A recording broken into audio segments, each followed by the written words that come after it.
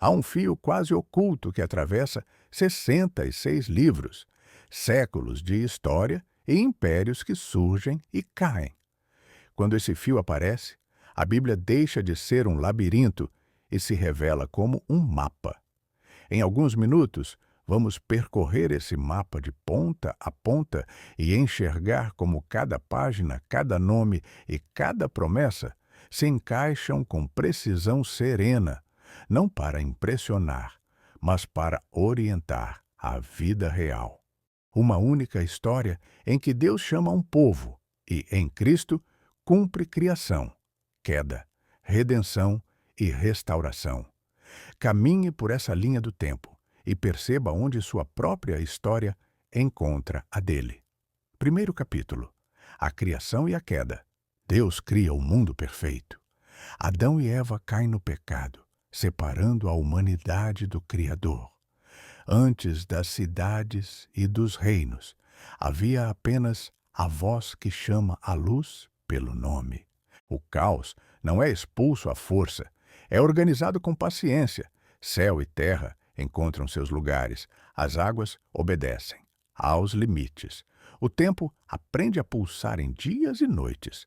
No sexto dia, Deus modela o ser humano como quem esculpe uma imagem para refletir sua bondade. Não um ídolo, mas um parceiro de cuidado. Trabalho não nasce como castigo, e sim como vocação. Cultivar, guardar, dar nome, reconhecer beleza e dizer: isso é bom. A bênção repousa como um descanso sobre tudo, e o sábado, como uma pausa de confiança, sela a alegria da criação. No coração do jardim, dois símbolos marcam a liberdade com responsabilidade: a árvore da vida e a árvore do conhecimento do bem e do mal. O limite não é crueldade, é proteção para que a criatura continue livre sob a sabedoria do Criador.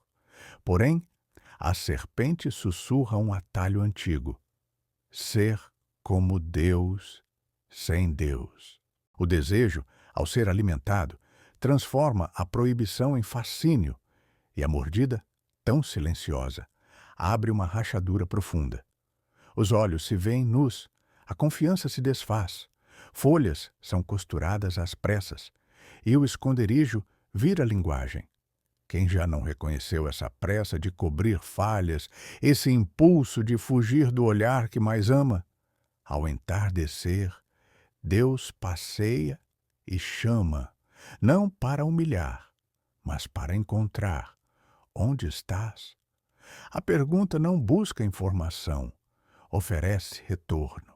O estrago, contudo, é real. A terra, que antes cooperava, agora tem espinhos. O trabalho, que era alegria, pesa. Vínculos que deveriam ser abrigo conhecem tensão. O acesso ao Éden se fecha. Ainda assim, a graça não se recolhe. Deus veste os que tremem, promete que um descendente enfrentará o mal na raiz e inicia, no mesmo cenário da queda, a primeira luz de redenção. A história segue marcada por feridas, mas também por vestígios de cuidado, como se cada geração recebesse um sussurro: não acabou aqui. Segundo capítulo: o dilúvio e a nova aliança com Noé. Primeiro vieram os dias que se alongavam como se o sol estivesse cansado de nascer sobre violências repetidas. A maldade não gritava apenas nos grandes crimes, espalhava-se em pequenos descuidos, barganhas injustas, risos que zombavam do fraco, um modo de viver como se Deus fosse a ausência. Nesse cenário de ruído e pressa, Noé aprende a ouvir por dentro.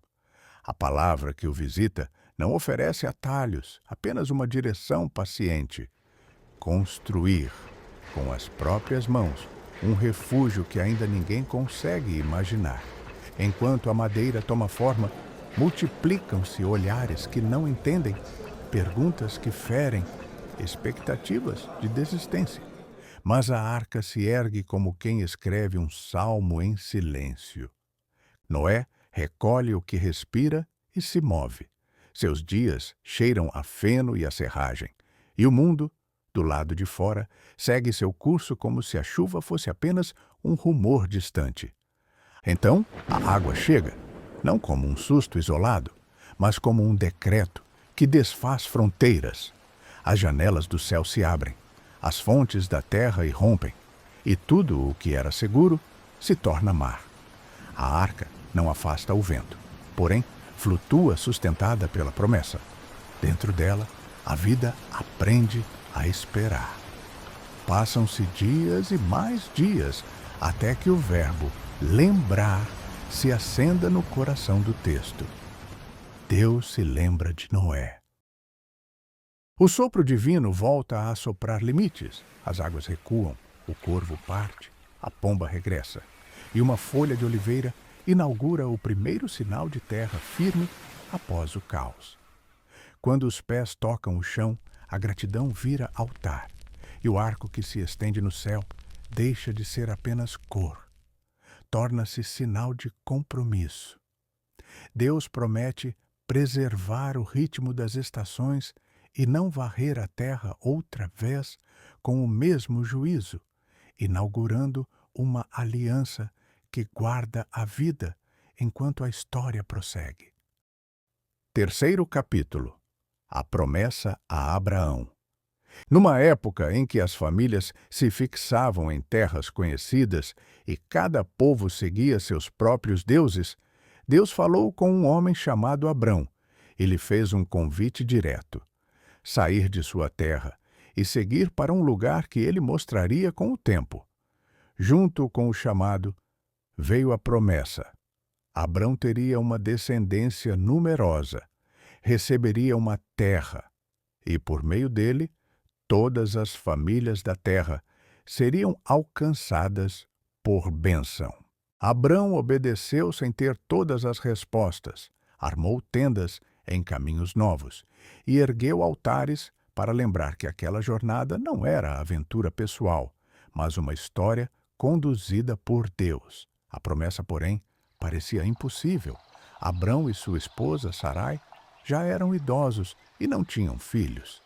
Numa noite, Deus o levou a olhar o céu e a tentar contar as estrelas. Foi um jeito simples e claro de dizer: eu vou fazer. Abrão confiou, e essa confiança foi aceita por Deus como coisa certa, como justiça. Para afirmar esse compromisso, Deus fez uma aliança com ele. Mais adiante, mudou seus nomes, de Abrão para Abraão e de Sarai para Sara, e pediu um sinal no corpo, a circuncisão, para que aquela promessa não virasse lembrança vaga, mas marca diária de pertença. O tempo continuou correndo e a espera pesou.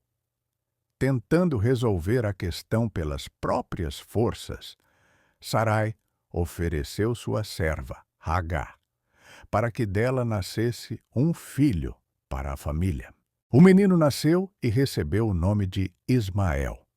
Foi uma decisão marcada por dor e conflitos, mas Deus não ignorou Agar nem Ismael.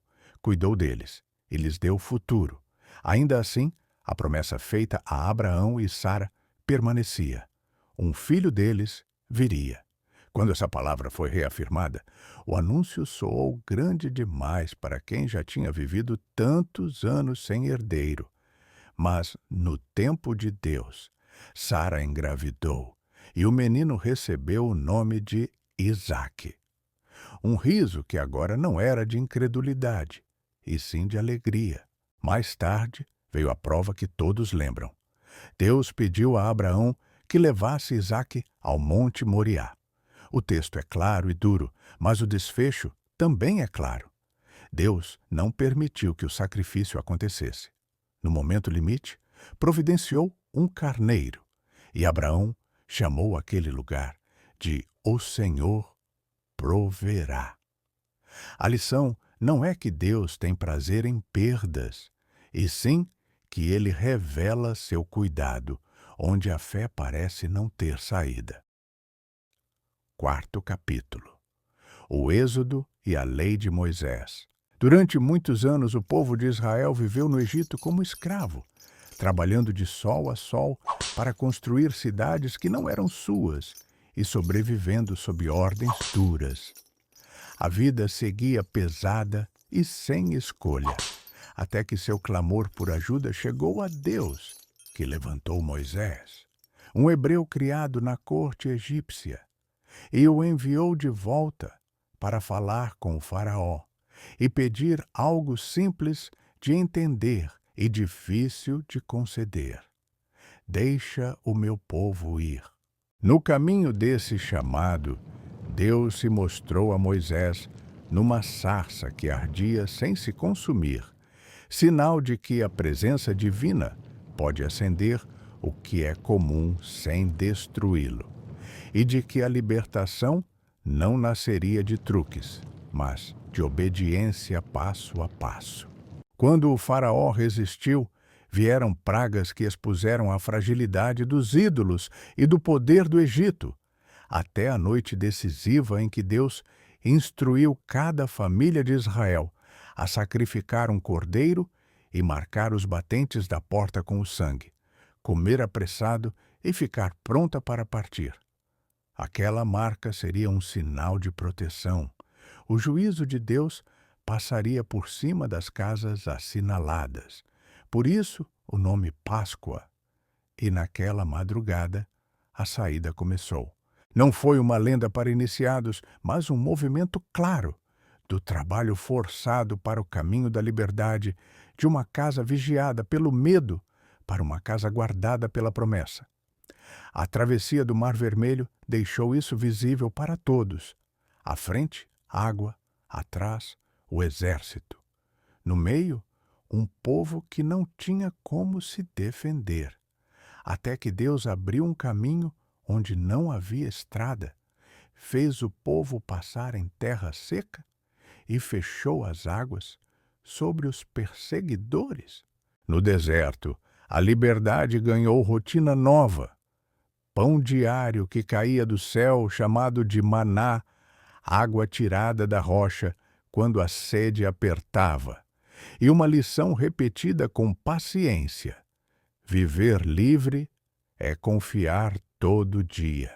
No Monte Sinai, Deus fez um pacto com Israel e entregou os 10 mandamentos, não como um peso para esmagar, mas como um caminho para proteger a vida.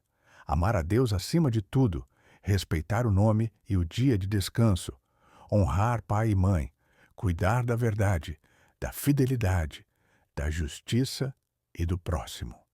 Era a moldura que transformava um grupo de ex-escravos em um povo com identidade e direção. Mesmo assim, a ansiedade por algo visível levou parte do povo a construir um bezerro de ouro, enquanto Moisés ainda estava no monte.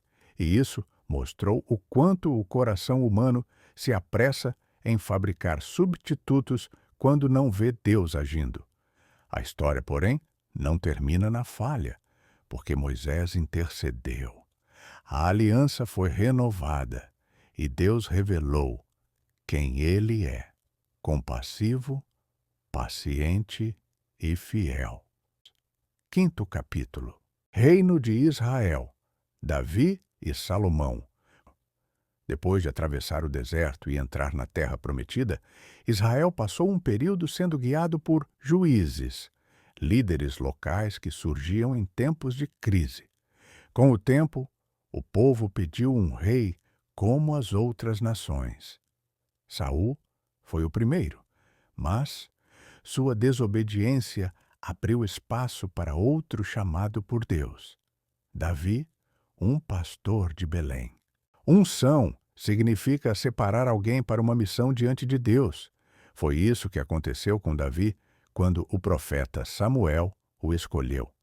Davi uniu as tribos, fez de Jerusalém a capital e trouxe para lá a Arca da Aliança, o símbolo de que Deus caminhava com o povo. Nesse contexto, Deus fez uma promessa marcante.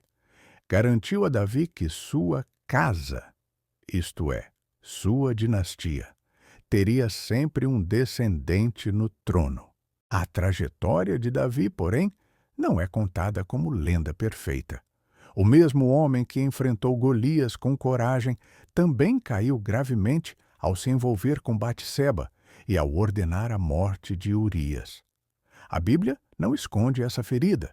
Mostra Davi confessando, pedindo perdão e sendo restaurado. O Salmo 51 nasce desse momento. A mensagem é direta. Liderança segundo o coração de Deus não significa ausência de pecado, e sim prontidão para reconhecer a falha e voltar-se a Ele. A promessa feita a Davi permanece não por mérito humano, mas por fidelidade de Deus, que corrige e sustenta. Com Salomão, filho de Davi, e Batseba, o reino conheceu um tempo de paz e organização. Quando Deus lhe ofereceu um pedido, Salomão pediu sabedoria para governar. E esse pedido tornou-se sua marca. Templo é a casa de oração construída em Jerusalém, para concentrar o culto e lembrar que Deus habita no meio do seu povo. Salomão ergueu o templo e organizou o serviço ali. O país prosperou, comércio e alianças se multiplicaram, e a fama da sabedoria do rei atraiu visitantes de longe. Mas a mesma abertura para alianças políticas trouxe muitos casamentos e ídolos estrangeiros, e o coração de Salomão se dividiu. O texto é claro: quando a fidelidade se dilui, a unidade começa a rachar. Depois de sua morte, o reino se dividiu em duas partes: Reino do Norte, Israel, e Reino do Sul, Judá. Cenário que explicará por que Deus enviará profetas para chamar o povo de volta. A vida real encontra esse capítulo em questões simples. Conquistas não blindam o coração. Poder sem obediência adoece relações. E arrependimento sincero abre caminho para recomeço. Sexto capítulo: os profetas e o exílio. Depois do reinado de Davi e Salomão, o país se partiu em dois: Israel, no norte, e Judá, no sul. Nesse cenário surgiram os profetas, homens chamados por Deus para falar com clareza quando o coração do povo se desviava. Profeta não era adivinho de destino, era a voz que lembrava a aliança, o compromisso entre Deus e seu povo, e apontava duas coisas ao mesmo tempo: o erro a ser abandonado, injustiça, religiosidade de aparência, confiança em ídolos e em alianças políticas vazias, e o caminho de volta: justiça, misericórdia, fidelidade. A mensagem tinha um tom simples: adorar a Deus de verdade implica tratar o próximo com verdade. Culto sem ética vira ruído. No Reino do Norte, Israel, a idolatria se misturou à vida comum e corroeu a confiança. Deus levantou vozes como Elias e Eliseu para confrontar reis e chamar o povo de volta. Mas o Norte manteve o coração fechado. O resultado foi duro e claro. A Assíria conquistou Israel, e muitos foram levados para longe de casa. Exílio significa viver em terra estrangeira, sob outro governo, sentindo na pele a perda do templo, da rotina de culto e da segurança que se imaginava garantida. A tragédia do Norte não era só política. Mostrava que, quando o povo se afasta do Deus vivo, a vida perde eixo, e toda a sociedade sente. Judá, no sul, resistiu por mais tempo, com momentos de reforma e retorno a Deus. Mas também ali, o povo se dividiu entre aparência e prática. Profetas como Isaías e Miqueias denunciaram abusos contra os pobres, corrupção em tribunais e um culto bonito por fora e vazio por dentro, ao mesmo tempo em que anunciaram esperança. Um rei justo nasceria, alguém da linhagem de Davi que governaria com paz e verdade. Quando a Babilônia se tornou o império dominante, Judá caiu, Jerusalém foi destruída e o templo, a casa de oração, foi ao chão. Muitos foram levados para a Babilônia, e ali surgiram histórias que mostram fé em ambiente hostil. Daniel servindo com integridade numa corte estrangeira. Ezequiel encenando mensagens fortes à beira de um rio distante. Em meio às ruínas, Deus prometeu algo novo, um coração novo e um espírito novo. E a figura do servo que carregaria a dor do povo e traria cura, a semente do que se cumpriria em Cristo. O exílio ensinou lições. O povo descobriu que a presença de Deus não estava presa a um endereço. Lembrar as promessas, praticar fidelidade no cotidiano e buscar o bem da cidade onde moravam. Jeremias falou em 70 anos de cativeiro e depois um retorno. Quando o Império Persa venceu a Babilônia, o rei Ciro autorizou a volta. Alguns regressaram, reconstruíram o templo e os muros, reabrindo as portas da adoração e da vida comunitária. Ainda assim, ficou um vazio. A estrutura voltou, mas o coração sabia que faltava o rei prometido, o governo definitivo de justiça e paz que nenhum rei terreno conseguiu sustentar por muito tempo. 7º capítulo. O nascimento de Jesus. Depois de séculos de espera e de promessas repetidas pelos profetas, o povo vivia sob o domínio do Império Romano, com reis locais como Herodes e uma rotina marcada por impostos e vigilância. Nesse cenário, em Nazaré, uma jovem chamada Maria recebeu uma mensagem de Deus. Ela geraria um filho por ação do Espírito Santo, e ele se chamaria Jesus. Um decreto do imperador exigiu um recenseamento, e José, prometido de Maria, precisou viajar até Belém, a cidade da família de Davi. Belém é uma pequena cidade na região da Judéia. O caminho era longo para quem viajava grávida e com poucos recursos. Ao chegarem, não havia lugar confortável para se hospedarem. Jesus nasceu em condições humildes e foi deitado numa manjedoura, um lugar onde os animais se alimentavam. Esse começo sem luxo carrega um sentido direto. Emanuel quer dizer Deus conosco, e conosco inclui o cotidiano simples, as casas pequenas, a vida comum que muitas vezes passa despercebida. Naquela noite, mensageiros de Deus anunciaram a notícia a pastores que trabalhavam do lado de fora da cidade. Eles encontraram o bebê e contaram o que ouviram. Maria guardou tudo com atenção no coração, como quem sabe que está vendo o início de algo maior. Mais tarde, estudiosos vindos do Oriente, chamados magos naquele tempo, pessoas que observavam os céus e buscavam sinais, chegaram guiados por uma estrela e ofereceram presentes: ouro, incenso e mirra. Herodes, com medo de perder poder, tentou eliminar o menino. Por orientação de Deus, a família fugiu para o Egito e depois voltou para viver em Nazaré. Desde o começo, a história de Jesus se coloca ao lado dos vulneráveis, exilado ainda bebê, sustentado por cuidado divino no meio de riscos reais. Tudo isso não é um prólogo bonito apenas. Mostra como Deus entra na história sem espetáculo e com sentido concreto para a vida. 8º capítulo. O ministério, morte e ressurreição de Cristo. Depois do nascimento em Belém e dos anos de crescimento em Nazaré, Jesus iniciou seu ministério público por volta dos 30 anos, caminhando entre vilas da Galiléia e de Jerusalém. Ele ensinava nas sinagogas e nas ruas, curava doentes, restaurava pessoas isoladas e anunciava uma mensagem que cabia no dia a dia. O reino de Deus chegou.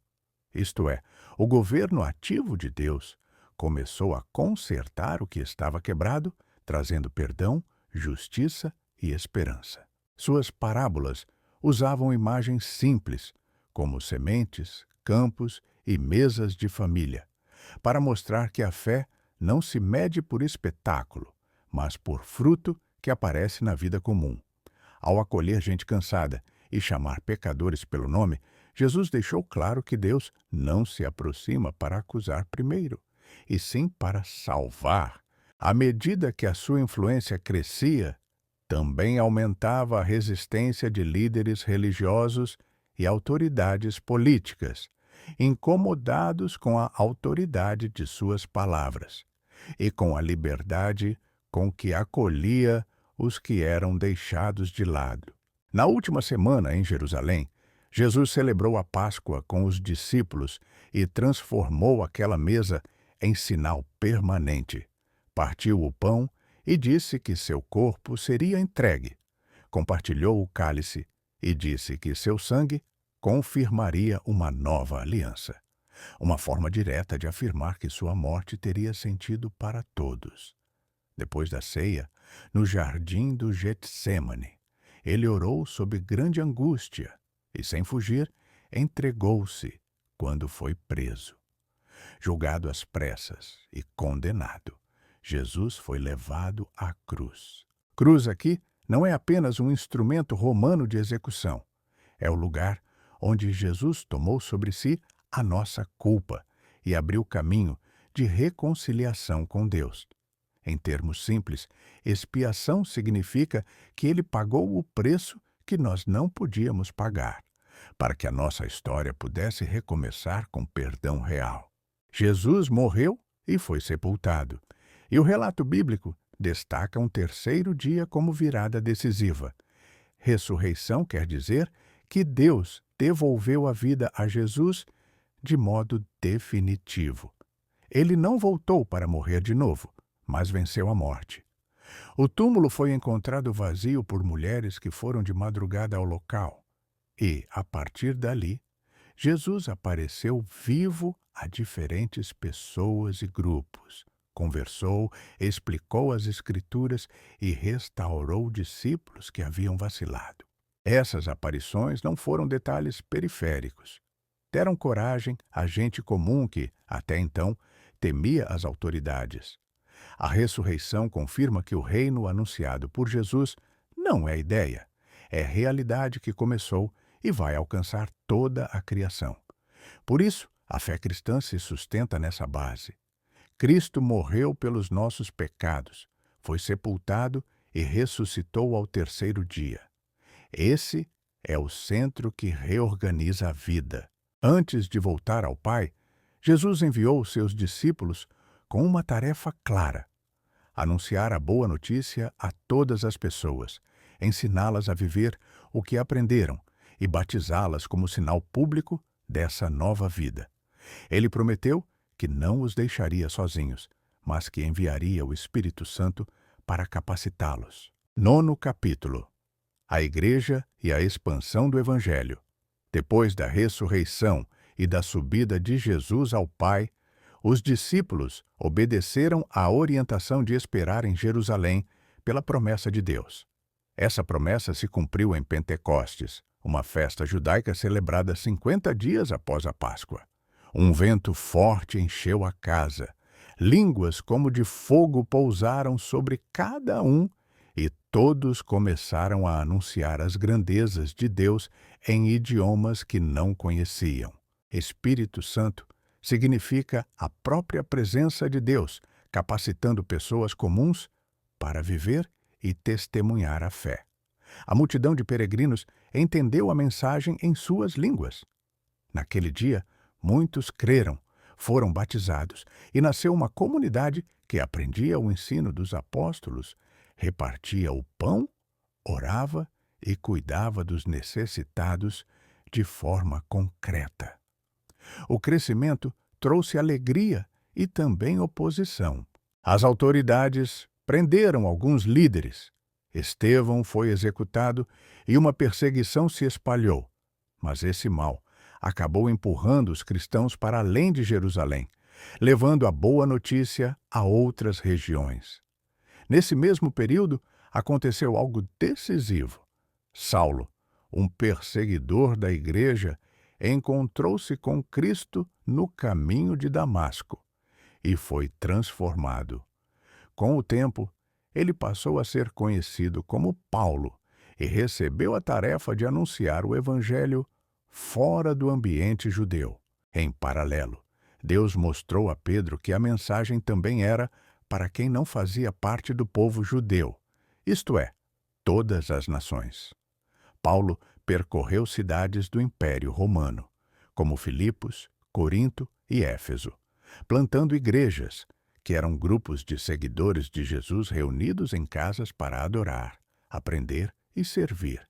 Essa fase da história mostra que Deus constrói com pessoas imperfeitas, por meio de passos fiéis e cotidianos. Para quem escuta hoje, a lição é direta. Fé não é jornada solitária. Ela floresce em comunidade que aprende, ora, reparte e testemunha. 10º capítulo. O Apocalipse e a nova criação. Quando abrimos o livro do Apocalipse, encontramos uma palavra que significa revelação. Deus mostra ao apóstolo João, por meio de visões, o que está por trás da história e qual será o seu desfecho. A linguagem é simbólica, porque pretende revelar sentido, não alimentar medo. Tronos indicam governo, coroas falam de autoridade, feras representam poderes que oprimem, e o Cordeiro é Jesus, oferecendo-se em entrega por nós. A cena inicial não é de caos, é de ordem. Cristo está no centro, vivo, vigiando suas igrejas e sustentando-as na fé. O recado é claro, até para quem nunca leu. A fé cristã não se apoia em boatos sobre o fim, mas na certeza de que Jesus reina no presente e levará a história a um ajuste justo. Ao longo das visões, o mal aparece com rostos diferentes: violência, mentira, idolatria do poder, comércio que pisa gente, e é confrontado pelo julgamento de Deus. Julgamento aqui significa que Deus não é indiferente à injustiça. Ele separa o que fere daquilo que dá vida e chama todas as pessoas à verdade. Por trás das imagens fortes há uma mensagem simples: nada que se levanta contra a vontade de Deus ficará de pé para sempre. No desfecho, o mal é derrotado e a morte perde a última palavra. Então surge a imagem que todos conseguem entender: novos céus e nova terra, uma criação renovada sem corrupção e a nova Jerusalém descendo como uma cidade preparada para receber gente. Cidade, aqui, não é cenário de cimento, é símbolo de convivência restaurada. Deus habita com o seu povo, enxuga dos olhos toda lágrima, e não há mais luto, dor, pranto ou opressão. Para a vida real, a esperança do Apocalipse funciona como bússola. Quem sofre injustiça encontra consolo ao saber que Deus fará acerto de contas. Quem se sente tentado a desistir, lembra que o Cordeiro reina. Quem teme o futuro é lembrado de que o final não é um abismo, mas casa. É nesse tom que nossa jornada chega ao fim do percurso, e ao olhar para trás, o mapa se desenha com nitidez. Começa num jardim, passa por alianças, reis e profetas, encontra o seu vértice em Jesus, na cruz e na ressurreição. Antes de encerrar, se gostou do vídeo, dá o like e se inscreve no canal para não perder mais conteúdos como esse. E convido você a escrever nos comentários uma declaração de fé. Deixe uma frase simples: Senhor, sustenta minha fé hoje. Até o próximo vídeo.